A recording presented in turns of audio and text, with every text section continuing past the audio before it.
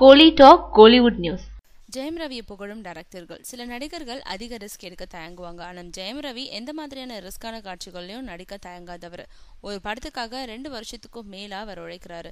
அதை தான் முன்னாடி ஆதிபகவன் படத்துல நடிச்சப்போ ஒரே காட்சியை எத்தனை முறை நடிக்க சொன்னாலும் முகம் சுழிக்காம நடிக்கிறதுல ஜெயம் ரவிக்கு இணை யாருமே இல்லைன்னு டைரக்டர் அமீர் குறிப்பிட்டிருந்தாரு. அவரை தொடர்ந்து நிமிர்ந்து நெல் படத்துல நடிச்சப்போ சமுத்திரக்கனியும், நான் இது வரைக்கும் எத்தனையோ ஹீரோக்களை வச்சு படம் இயக்கியிருக்கேன், ஆனா ஜெயம் ரவியை வச்சு படம் எடுத்தா நமக்கு எந்த டென்ஷனும் இருக்காது, சொல்லி கொடுத்ததை மனசுல வாங்கிக்கிட்டு உடனே அதை வெளிப்படுத்திடுவாரு.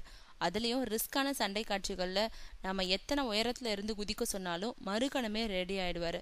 அந்த அளவுக்கு தொழிலை மதிக்க கூடியவர்.